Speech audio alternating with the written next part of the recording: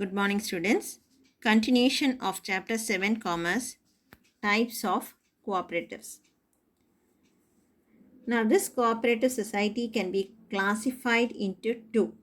One is credit cooperatives, and the other one is non credit cooperatives. Okay, so cooperatives can be classified into two: credit cooperatives and non credit cooperatives. Now, credit cooperatives means the society which provides the credit facility to its members, financial facility to its members. Non-credit cooperative means the one which provides services to the members. Now, the credit cooperatives can further be classified into agricultural credit and non-agricultural credit cooperatives. Okay, non-agricultural credit cooperatives. You have so many classification, but in your textbook for the beginners, one broad classification is given. Types of cooperatives. First one is consumer cooperatives, producer cooperatives, marketing cooperatives, credit cooperatives, housing cooperatives, and farming cooperative society. Okay. Now, just go through this paragraph. The cooperatives can be broadly classified into two: credit cooperatives and non-credit cooperatives. The credit cooperatives can further be classified into agricultural credit and non-agricultural credit cooperatives. Okay, but the broad classification is given in the chart. Now, first we'll see what is a consumer cooperatives. Consumer cooperatives. Now, it is organized by the consumers. All the consumers in a locality, they themselves form a society to achieve better price for the goods and to provide better quality in goods and services that whatever they purchase. Okay, so they consumers in a particular locality, they themselves form a consumer society to provide the consumer durable goods to the members at a low rate and with best quality. Okay, now example is they may form a consumer cooperative stores, provision stores, or a small supermarket for the members, which provide better qualities of goods at the reasonable price. Okay, now consumer cooperatives.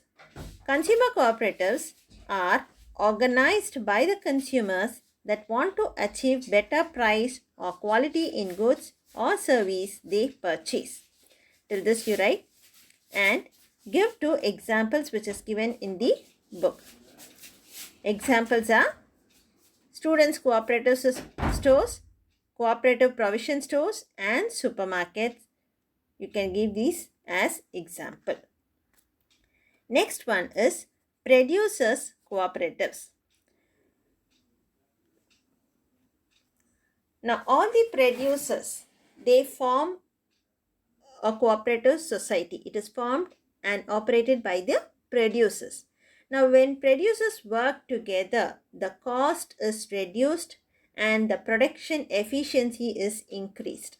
Okay, the producers, they organize themselves to form a society, and they process and distribute and market their own produce. Okay, now this forming of the cooperative society by the producer, this decreases the cost to each producers, and it also helps to there is a mutual understanding, and it helps all the producers to work mutually with better efficiency. Now, examples of this producer cooperatives are cooperative weaver society. All the weavers, they form a society. Okay, or cooperative carpenting units, or cooperative match factories. So all the producers, they come together to form a cooperative society. Now, producer cooperatives are established and operated by the producers. Producers can decide to work together or as a separate entity to help increase the marketing possibilities and production efficiency.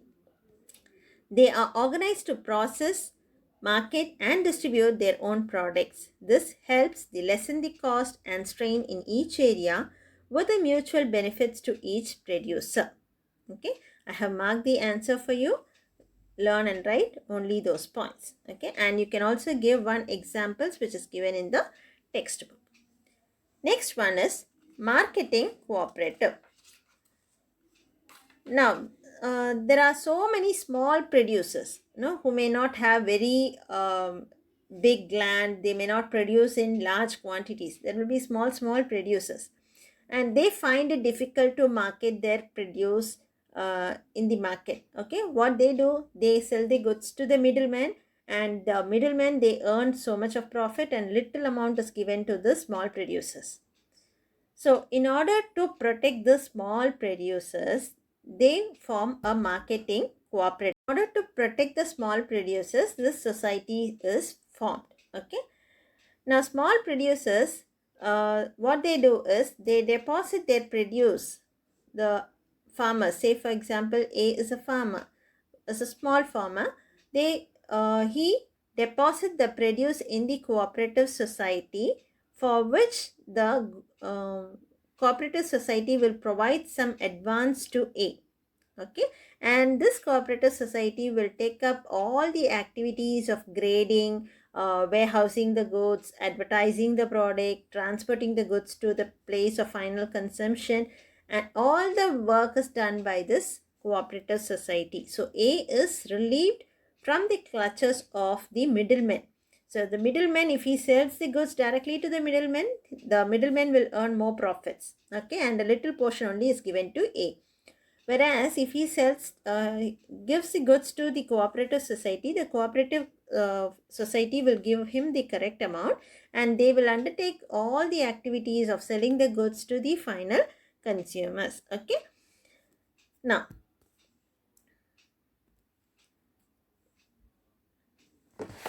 these society, they undertake all the functions like grading, warehousing, advertising, and transporting, and they also help the small producers to market their produce and secure better price for the small produce. Okay, and in the absence of these society, what will happen? The small producers, they have to sell the produce to the middleman at a higher price. Now go through this. Cooperative marketing societies are association of small producers formed for the purpose of marketing their produce. The marketing cooperatives perform certain marketing functions such as grading, warehousing, advertising, etc.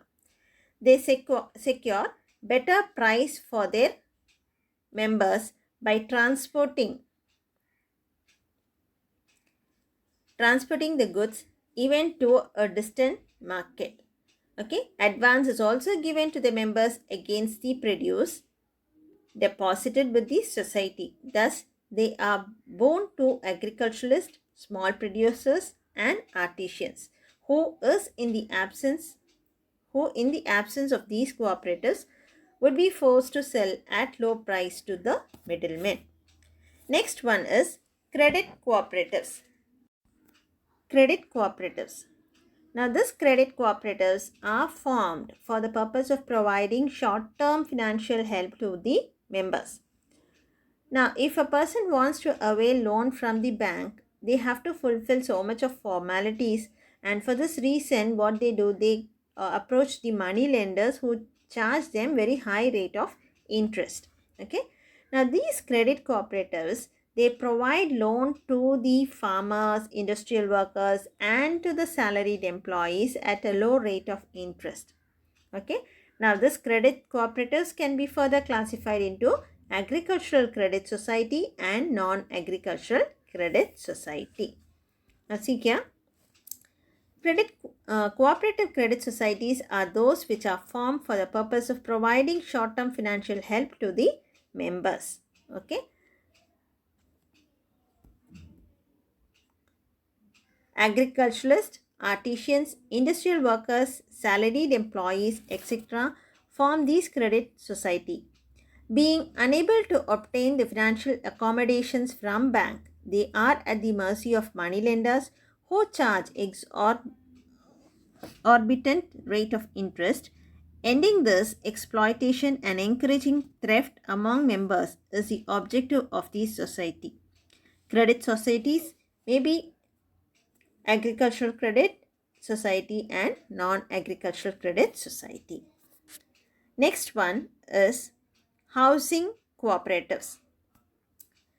Now, it is formed to provide, these housing cooperatives are formed to provide residential accommodation to the members. Okay, they provide house either on rental basis or they provide the house to the owners. Okay, the person who buys the house becomes the owner. They charge low rate of interest, and people who want to build the houses, no, they join together to form a housing society. Now, these society, they provide loan to the members, which is repayable over a period of 15 to 20 years. Okay.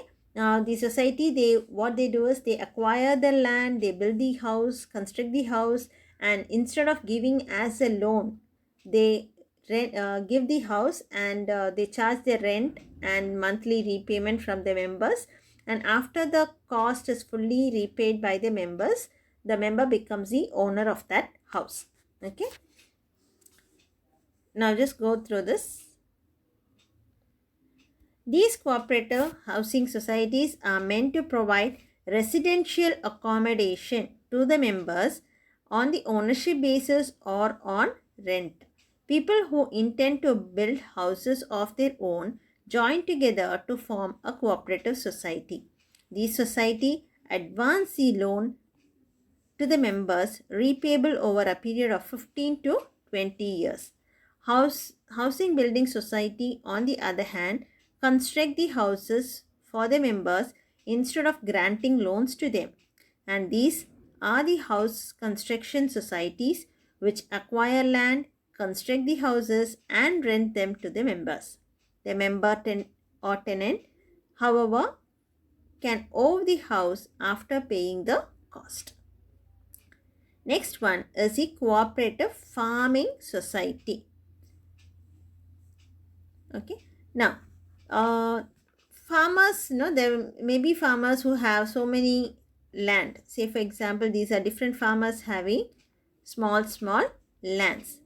Now, what they do is all the farmers, they form a society, and all these lands of the farmers, all the farmers are pulled out into a single piece of land. Okay, and they carry on the cultivation, and the produce, whatever they get from this whole land is marketed, and whatever the profits which they get is shared among all the farmers. Okay. Now, farmers, they use the land of many farmers together, and they agree to treat the full land as one big farm for the purpose of cultivation, and they market the produce jointly. Now, for the management, for the proper working of this society, they elect the office bearers by voting on the basis of one man, one vote. Okay, they elect one office bearer who looks after all the work. Now, the ownership of the land still remains with the farmers. A becomes the owner of his land, B is still the owner of his land, C is still the owner of his land. So, the ownership is not transferred. The ownership still remains with the members, and they can, if they want to come out of the society, whenever he feels like, he can come out of the cooperative society. Now, the farmers, they also contribute their assets, the productive assets, for the purpose of cultivation, and they also work. They also give their labor, hard work and labor for the purpose of cultivation, for which the society will pay them for utilizing the assets. The cooperative society will pay them rent, and for the labor of the workers or the farmers, the cooperative society will pay them the wages. Okay. Now we'll go through this para. When various farmers in the village pool their lands together and agree to treat the pooled piece of land as one big farm for the purpose of cultivation, purchase necessary inputs for cultivation, and market the crops jointly, they are assumed to have formed a cooperative farming society. Such a society for its proper working, elects a office bearer on the basis of one member, one vote. The office bearer looks after the proper cultivation of new farm that emerges after the land of various farmers have been pooled. The ownership of the land still lies with the respective members of the society and they withdraw from the society whenever they like. Besides, the land of the farmers also contribute various productive assets as well as the labor for the purpose of cultivation, whereas they get rent for their land and productive assets. They get wages for their labor. Okay, hope this is clear. Now, what were the different types of cooperative society which we saw now? First one is consumer cooperatives, then producer cooperatives, marketing cooperatives, credit cooperatives, housing cooperatives and farming cooperative society. Now this is a very important 5-mark question, but sometimes they may ask any 1 or 2 in 3 marks and 2 marks. Okay.